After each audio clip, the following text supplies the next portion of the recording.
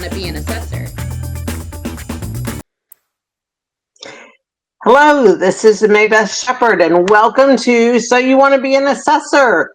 We are so excited to be back and have you here. I'm one of your co-hosts, and Joining, I'm Kaitlyn Reeder, the other co-host. Hi, welcome back.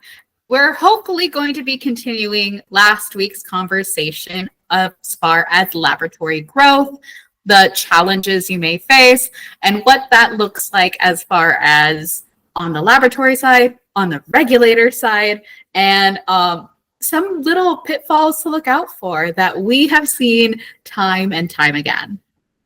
Exactly.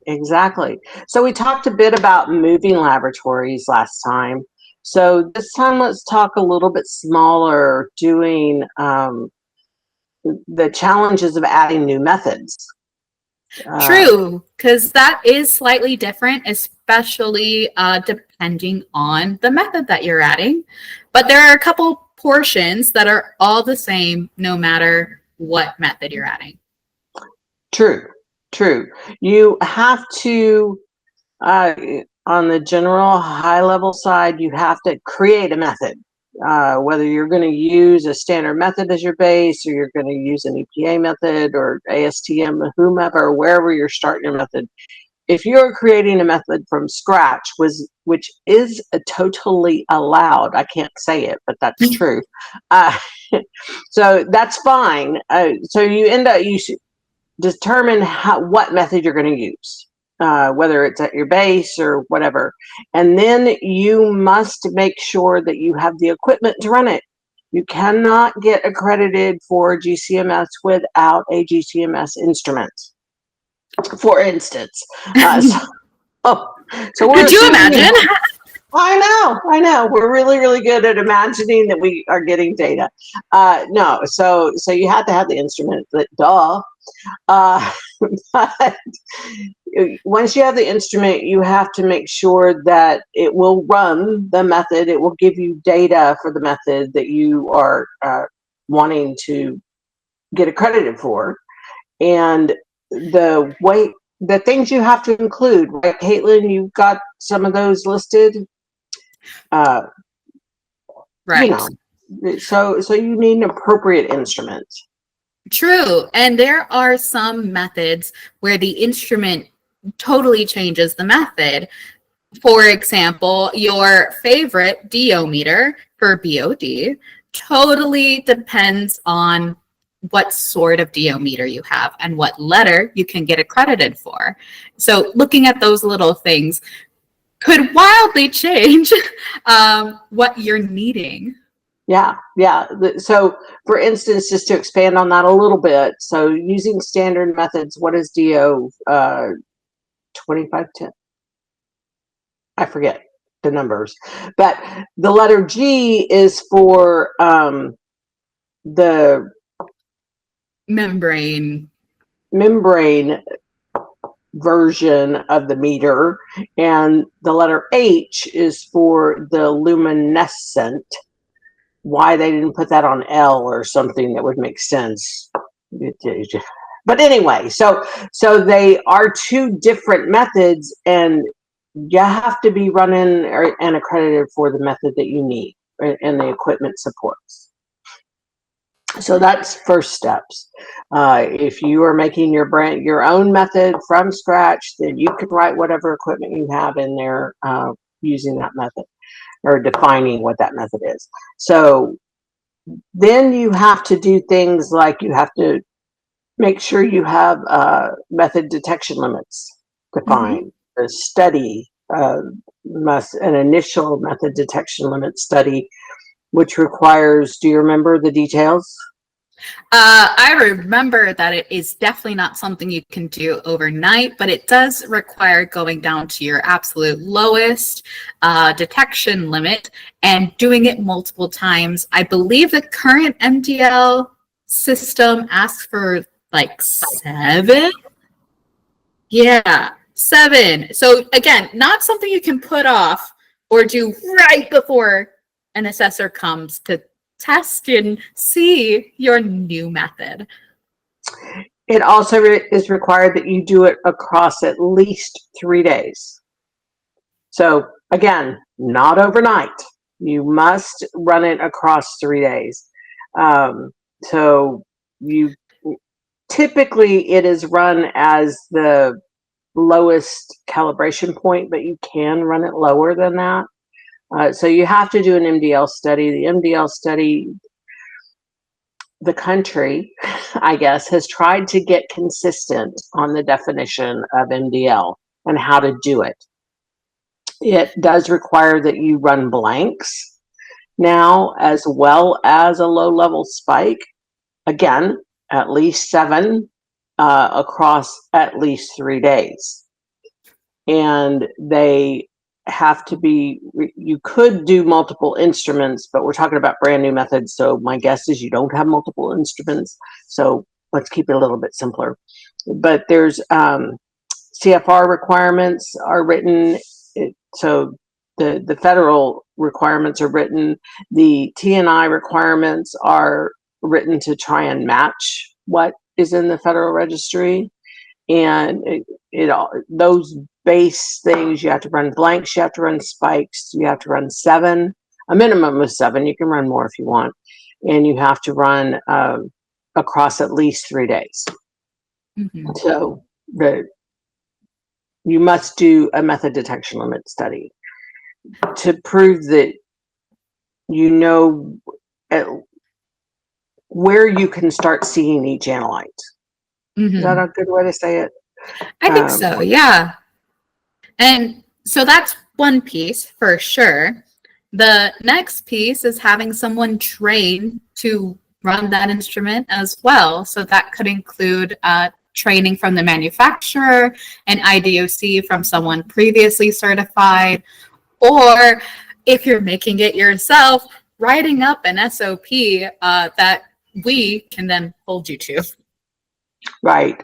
So using, whether you're going to have an SOP, period, whether you're using a manufacturer method or you're whatever, you will have to have an SOP that describes what you do in your laboratory. And you will need an IDOC, which, so that we don't just throw out acronyms, what initial demonstration of capability. Like going, there are a lot of letters. There are a lot of letters, so we'll try not to just throw letters out and assume everyone knows. I know. So it is a little bit confusing because there's 2 types of IDOC. There is an initial DOC for the method at your laboratory. You have to prove that you can create and recognize and run, analyze, whatever, the method as you've defined it in your SOP, and prove that you can identify the analytes in it. Because if you can't, there's no point in running it or trying to get accredited for it. So that is your laboratory IDOC. So you have to have one of those for starting a new method at your laboratory. If you have been doing it in the past, you don't need a new IDOC. However, if all your analysts have left and you have a good laboratory IDOC, but you need to get an analyst trained. So you then have to prove that you have a trained analyst. And so they have to have a personal IDOC. Yes, they can be the same thing. Right? Because if you have a brand new instrument, brand new analyst method, all the stuff is new, then an analyst running an IDOC will also be able to count as the instrument or the laboratory IDOC. As long as it passes your criteria, it can count as both. Right. And again, that is your criteria as the labs to set, with the caveat being hopefully matching whatever you intend to do with it, whether that's drinking water standard, wastewater standards, all those that we kind of touched on earlier when talking about MDLs. Right. Well, and the some of the methods are explicit about what an IDOC consists of. Some are not.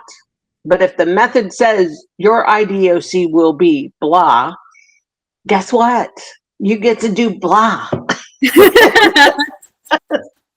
don't have a choice unless you decide to write it as a method exception. There's another word. Modification.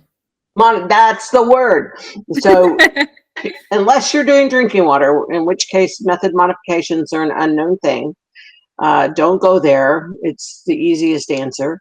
But go to, you can set your method up the way you want to, as long as it's not drinking water. So if you want to set up your method following rules A through X of standard methods, say, that's great, but you want to not do step G and H, which say you will do your IDOC this way, then you can write that as a method modification in your method. And you can say, this is how we do demonstrations of capability, initial or ongoing. So, yes. So far you haven't done anything regulatory yet. You've only gotten an instrument and got some of it set up. You did the MDLs and the IDOCs, and you've defined your method. I guess we've done some stuff, but now in order to get it accredited, you have to apply to your AB for it. And not all ABs will cover all methods. I mean, we know that the ABs do not cover all methods. And so you will need to apply to an AB that will support that method. Not only that method, but the matrix and analyte that you may be seeking accreditation for. Right. In order to, so I'm going to assume that you have found an AB that will accept that.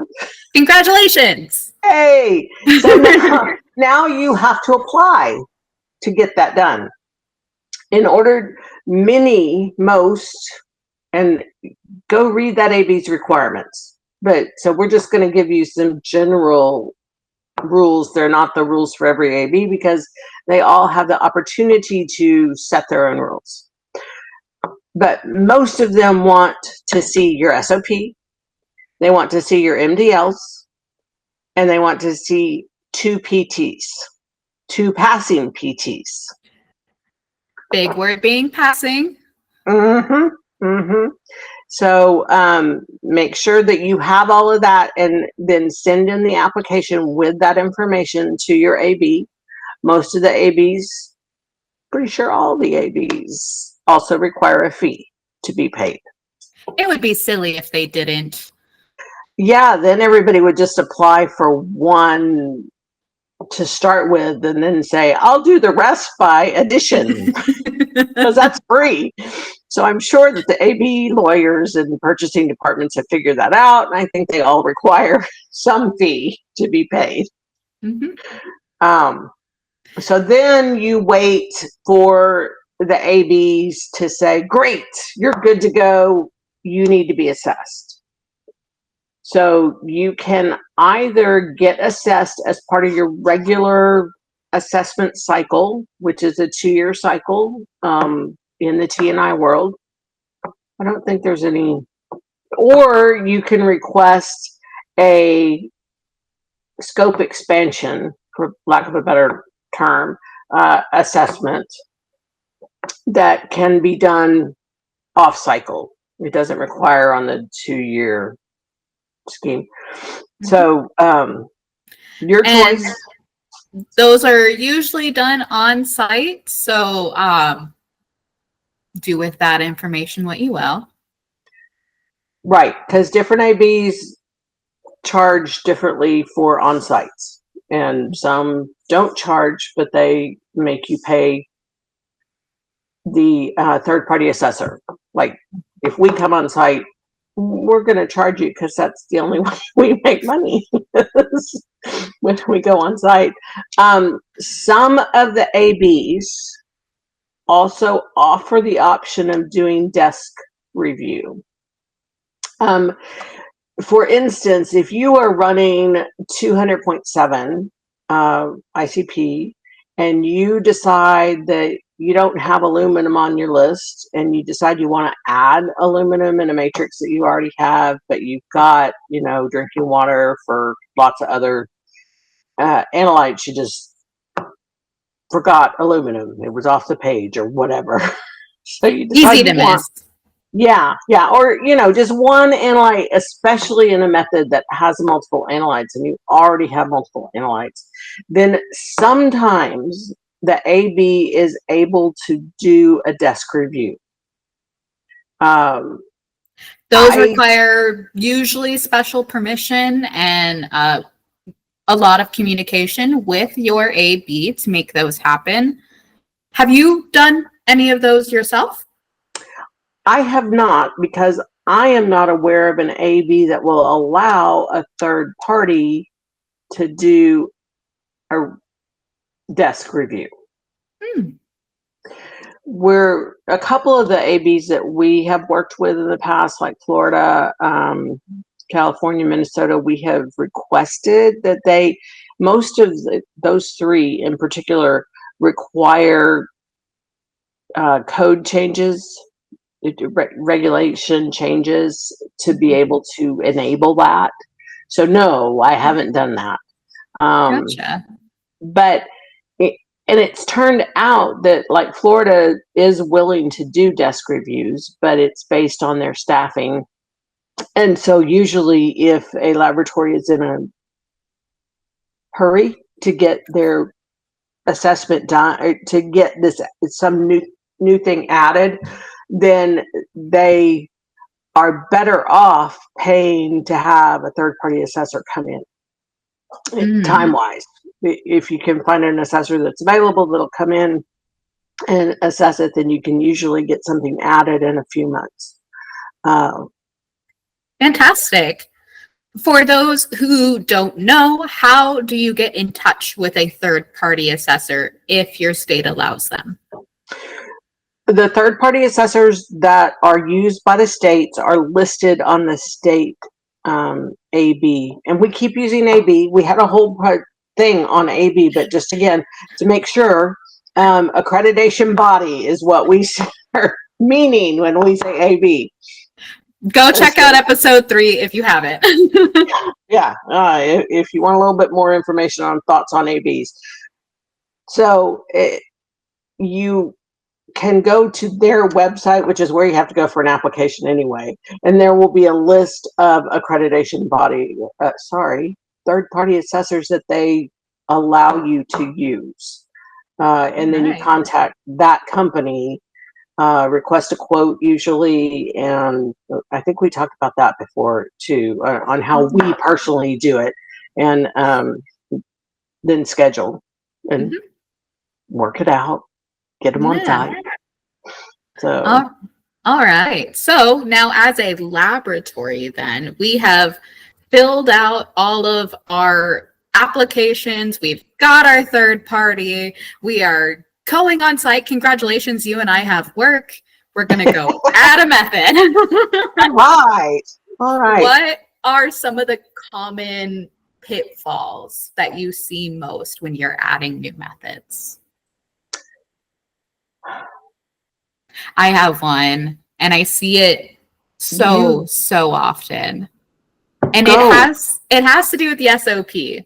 So a lot of times there are specific things that we are looking in the SOP. I believe there's 12 categories that are outlined in the TNI section 2 quality portion, and all of those things are fairly detailed, and it is something that we want to see when we review your SOP for a new method. So is that the list of 23? It might be the list of 23. It's been a hot second since I actually counted them. But it includes things like what method are you doing? What matrix is it? As What well as MDL, what MDLs, pollution quality. control procedure. Yeah. So Mhm. all of those, agreed. It's a long list. And I didn't go there, but you're absolutely correct. The SOP has to be written according to the T&I standards. Mhm. If And you're that's usually what's missing with new methods is they'll get so into doing the procedure and the quality and everything that the quality portion for the T&I standard, for the SOPs, for your paperwork, the IDOCs, there's a disconnect or a mismatch, whether it's I didn't actually write which matrix I want on my document anywhere. I just kind of assumed because I set it up and that's what I wanted. But did I write it down? No. It's silly, but yeah, I see understood. that. Well, and my thought was that most quality systems, it is not a requirement, but most quality systems have an SOP on how to write SOPs that have all those 20, and they have a template for SOPs. Good Lord, AI probably can write it for you these days. I'm going to learn AI one of these days. I've learned how to spell it at this point. It will be the worst that it is today. It can only get better from here, I hope. Exactly. So, typically a laboratory has an SOP on how to write SOPs that says you're going to use this font, you're going to use these headings, you're going to use, include this information here and this, and it's going to have this header and it's going to have this footer. And so I just thought everybody is going to use that if they write an SOP. If you don't have such a thing at your lab, because it's not required, then you do have to, as Kaitlyn says, make sure that the SOP covers all of the things that T&I says are important, which there's 23 of them. It does not require that you have those 23 titles in your SOP. It makes it easier on assessors that don't want to think. To combine pollution control and waste management, for instance. It doesn't matter. You are required to have all of those things covered.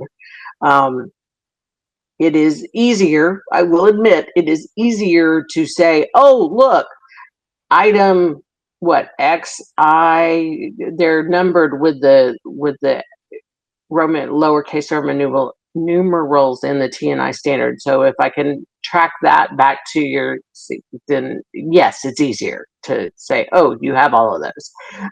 But you can add other sections, you can have other things, but so yes, the SOP must be correct. Seems silly, but the SOP also should match what you do. Oh, say it louder for the people in the back. Exactly. It is amazing. And this isn't just for new methods. Neither of these items are just for new methods. We see it all the time that the SOP is written by the quality manager based on the method and whatever. So they write the rules, and then you go into the lab, and we go into the lab and we talk to the people that are actually doing the method, and they are not doing the same steps. That is wrong. I don't know which is wrong, but I'm often amused when I'm talking to quality managers and they say, oh no, it's in the SOP, therefore they do it. I'm like, this is why I talk to people in the lab. Because I can almost guarantee that they are not doing every single little step that's written into the SOP, and or that just because it's written into the SOP doesn't mean it's done. So that's part of the reason for internal audits. So anyway, so having the SOP available, matching what's being done is excellent when we get on site. Having the instrument actually work, able to show us some data from it. I don't know how often we get on site and they say, well, it worked for a while. We ran our DOCs, we ran our MDLs, we ran, but it's not working now. It's like, well, then there is no point in my being here. Maintenance logs. Yeah. Log it. Yeah. The maintenance log, all of that stuff needs to be there. And I don't necessarily need to see the instrument running. I do like to see it turn on. I mean, I'm not going to spend all day. And if it's running while I'm there, even better, because then we're proving that it's this instrument that's actually creating the data. Looking at data packages is probably something we're going to do on site. But I can't believe how many times we've gone on site for a scope expansion and the instrument doesn't work. That's, in my mind, completely crazy. It's like, why didn't you call me yesterday and tell me don't bother coming? Because I'm incurring expenses and I will not be able to write your report. I mean, I can write a report, but I have to say that you're not recommended to be certified or accredited for this because you haven't proven that you have the equipment to run it. True. So it will cost less to cancel because I'm not going to incur flights and hotel and food and all that sort of stuff. I may still charge you I'm not at someplace else, so I can't be making a cancellation fee. Yeah, that sort of thing. We've done that a time or two where it's like when you cancel at the last minute, that means we can't use that time to go someplace else. So we're not making more money. Since that's what we do, kind of. So just depends. So after we've come on site, then say congratulations, we are approving this new method. Then we get to write a report, usually some sort of shortened report, unless we have added it into your usual 2-year cycle, in which case then it'll be a full report. But for the idea of a scope expansion, we'll give you a shortened report in which we will say, this is what you're adding, this is the analyte list that you are approved for, and you have the thumbs up to go ahead if you fix the corrective actions listed below. Right, because the findings. There are very few scope expansions which are clean. I think I have written only one. And that's because we were just there and they, like you said, we're only adding one analyte, and I'm not about to rewrite them up for things that I already wrote them up for, 3 weeks prior. Right. Well, and mentioning that, thanks, is depending on the timing. I mean, if we were just there and you didn't have it quite ready and we needed to come back to do a scope expansion, then the kind of report that Kaitlyn talked about is exactly what we do. And depending on the AB, we also, while we are there, are typically required to review your corrective actions from the last report. So if you're adding something to metals, but you had a finding in microbiology, just pick 2 completely different animals, literally. But anyway, if you have something in microbiology that is not fixed, now if the report cycle isn't even completed, then we would go to the one before that. But or we may not have to do it at all, depending on the AB and so on and so forth. But just because somebody is coming in to look at your scope expansion items, do not assume that they will not need to look at anything else in the laboratory, because it will depend on what that accreditation body requires. Most of them, depending on the schedule, require that we look at previous findings and are they fixed. So often we'll just do a quick rundown of these things and go pop my head into micro and say, hey, tell me how you do this, or let me see the records to support this going on. And so that we know that they are fixed.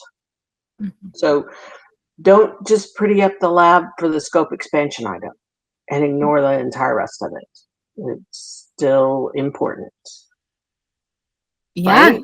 it is. And I think that scope expansion's in a nutshell, more or less. And almost on time. All right. It's like we're getting better at this. I know. On the topic of growth, and so maybe we could talk about this next time, growth of training and growing by getting new people in, because, and it's also with the whole people turnover, staff turnover. Training is an important thing. So maybe we can chat about that. If you have other topics, thoughts, or ideas that you want to see or hear about, hear us make up stuff, I don't know, whatever, let us know. Let us know. We look forward to hearing from you. Absolutely. And as always, please like and subscribe if you want to be notified anytime our show goes live. Please click the bell notification icon in the corner. I've heard other YouTubers say that, so now I'm saying it. You are welcome. If you found any of this helpful, leave a comment or shoot us an email. We love to hear back from you. But all that being said, thank you for watching and hanging out with us. Absolutely. And we should be back next week is our plan. That's all the plan. right. Bye. Bye.